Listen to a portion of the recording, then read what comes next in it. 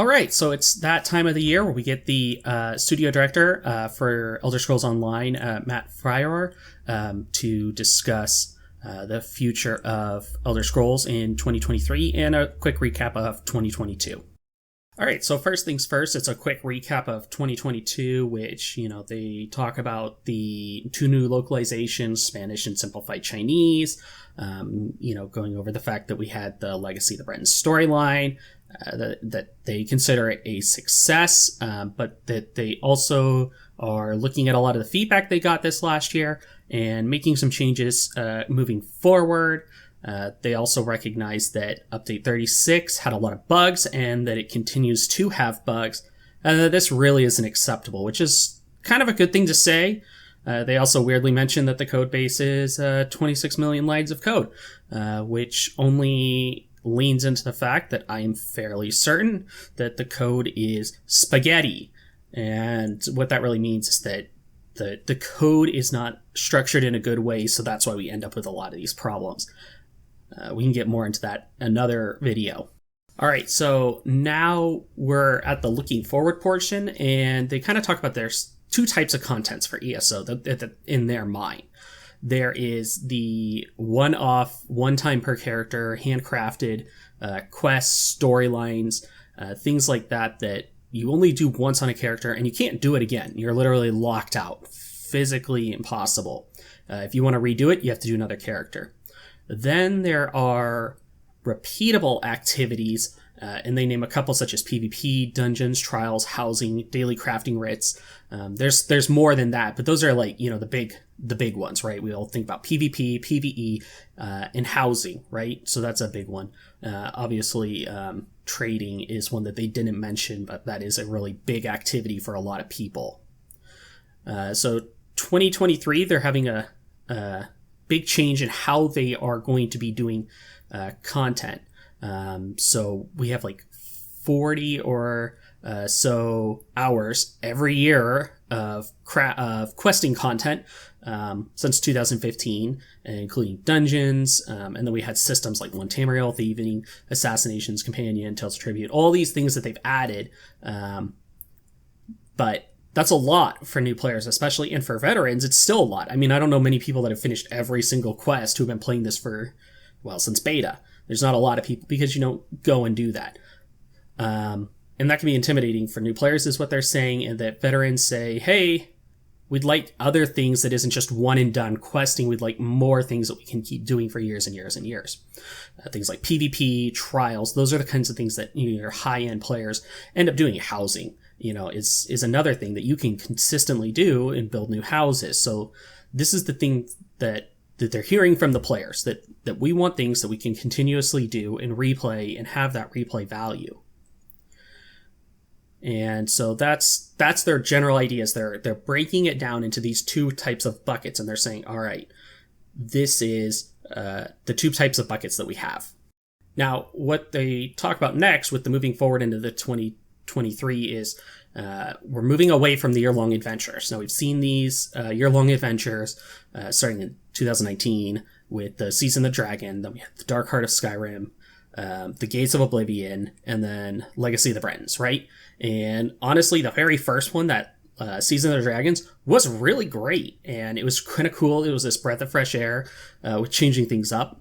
Then you had Dark Heart of Skyrim, which felt kind of similar in some story elements to Season of the Dragons. We have our princess who's helping us save the world. Gates of Oblivion and Legacy of the Bretons were less well received, and it's kind of a mix-up on which one people didn't like more, but everyone has their own opinion. I think Season of the Dragon was really the only good year-long adventure. Everything after that was less than stellar, but that's all opinions. It was a really cool idea. It was a really good experiment, and now after 4 years, they're basically saying we can't keep up with this format. We're trying to pack too much into it, and you have to read between the lines to see what they're saying, but that's what they're saying. And so what they're going to do is change it up this next year. So the first half of the year doesn't change. Q1, dungeon DLC, expect 2 dungeons. One will probably have hard mode options on every boss. One will only have hard mode on the one boss. It'll be something cool. The dungeon teams always really knock it out of the park. It's one of the cooler parts of the game. It's consistently good. Q2, full feature chapter in June. It's going to be a complete story without, this, we need the Q4 story to kind of finish it up, and then kind of like the little 3 quest thing at the very end, but if you've done both of them. Instead, it's going to be more like the Vardenfall, Clockwork City, Somerset plot, where you had these 3 stories across multiple years, and that's what they're kind of going back to for chapters. I think that's really great. They're going to try and do something larger and better. I'm hoping that's true. Some of the chapters have just been, if you compare them to Vardenfall and Somerset, they just haven't had as much going on. And that's kind of a sad thing, but when you're trying to cram as much as they have been, it's understandable. And they're going to reveal more in January. And it's going to have one of the most requested new features. Now, to me, when I hear that, the first thing I think of is it's either going to be a trial queue system, a new weapon skill line, a new class. One of these things, I'm leaning towards it could actually be a trial queue system, which would be really cool. But I would much rather it be spellcrafting. That's not going to happen. We already know that, but that was a really cool thing that they previewed many, many years ago that I would love to see come back. And I think maybe doing it a little different than they initially thought. But again, that's probably another video I could talk about. Hey, how could we do spellcrafting in 2023 or 2024? But I expect it to be a trial queue system. Q3, there will actually be nothing in Q3. This is very different. All right, they're going to focus on quality of life improvements and bug fixes. And if you've been playing ESO for a long time like I have, this has been something that players have said, please take the time and do. Please, please, please take the time. Fix the quality of life. Do the bug fixes. Make improvements. Take time to work on the code at least some of the year, because otherwise, that spaghetti that I talked about earlier, it just gets bigger and worse and worse and worse, and then we end up kind of where we are, where they fix the block bug, and block bug happens again after they fix the block bug. So, we don't want that. And then Q4, no zone DLC. So, in this case, we had High Isle, and then we had Galen and Yafri.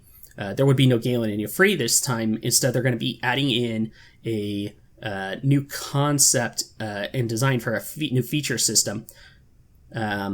My guess is some kind of veteran overland type system, maybe, because they talked about how what players want is to go back to older zones to be able to do things, and so this might be a way of doing it, something like that. We'll see what they've got. I'm kind of hopeful. I'm going to be on that copium because I like ESO. I don't think there's a game that matches it for what I like to do, so I really hope that this is a really big year and turns everything around. I kind of think Final Fantasy this last year, how it exploded. I'd love to see that for ESO. I really would. And I think a lot of people that play would too.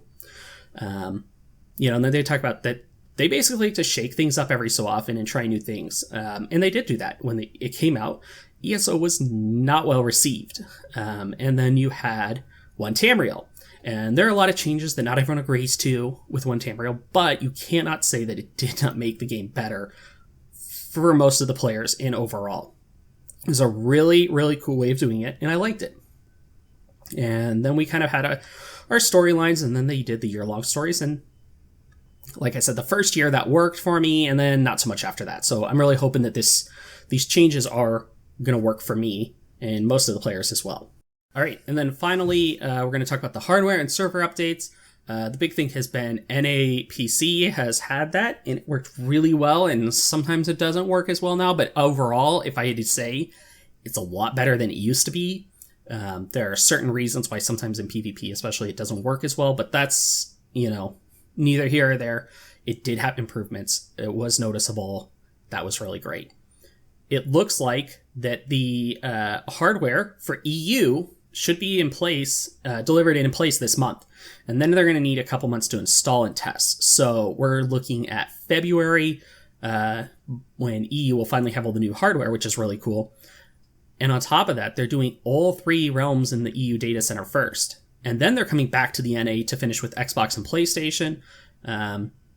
But basically, they're saying, hey, by the end of March 2023, all this should be done. Now, if you've ever worked in any kind of like manufacturing or anything, and you understand logistics schedules, if things are coming in this month, probably expect it next month. And so when they're saying March of 2023, let's be realistic, say April or May of 2023, everyone should be done. Especially right now in the climate, when it comes to logistics, things don't always come in on time, a lot of the time. And you may be told that it is there and ready to ship, and it's not. And they are trying to wait till the last second to update you.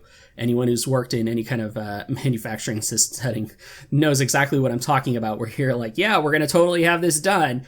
And it's the day to ship, and you're not even close, and you've known it for like 3 weeks.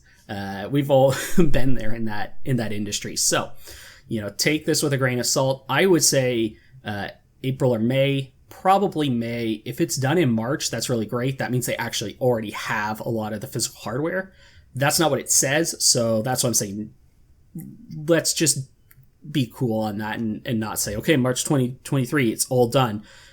Probably not. Additionally, they're going to continue working on multi-threading, and then as we all know, that originally last year we were told, hey, we're working on a restructuring of all the coding. That's going to be done in 2022, and the reality is they're not starting until 2023. So I'm hoping that, we actually get some progress, and especially since we're taking a whole quarter, we're not building anything new. We're just doing, this quality of life and bug and all that fix. Maybe that's the time they're going to be really hammering on it because they don't have to do as much. So we'll see how that goes.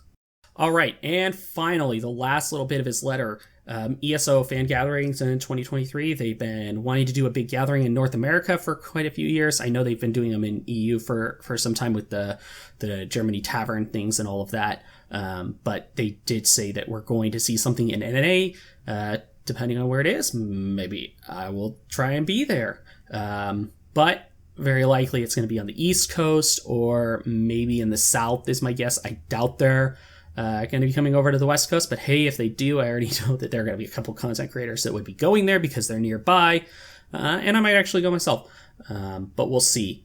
And it depends on really where it is and how far it is, and I'm sure that's about it for everyone.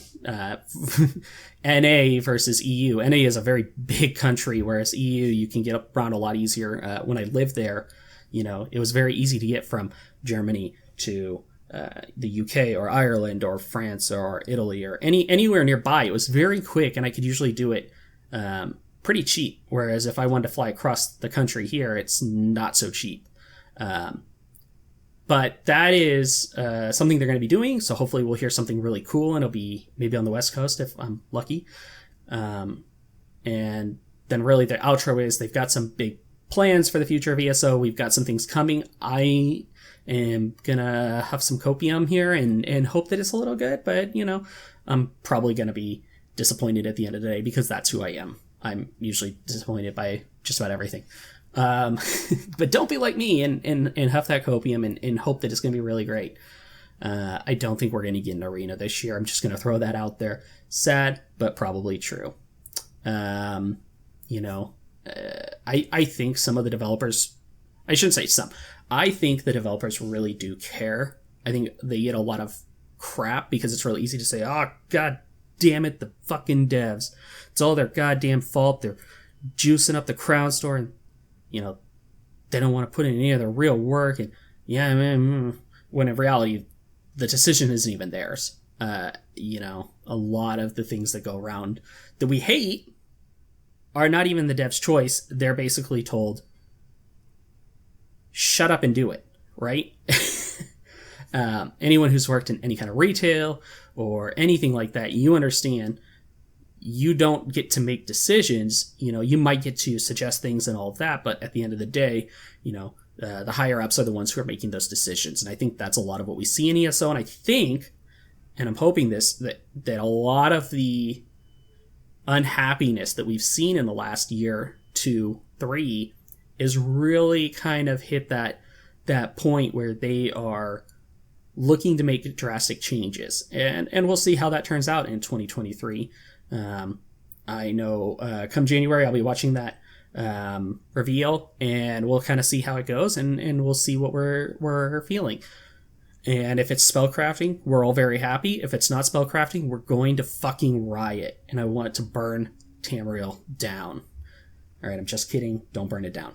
That's all I've got for this. I think, we're really into speculation, and you're going to see a lot of that all over the place on the Reddit, on the forums.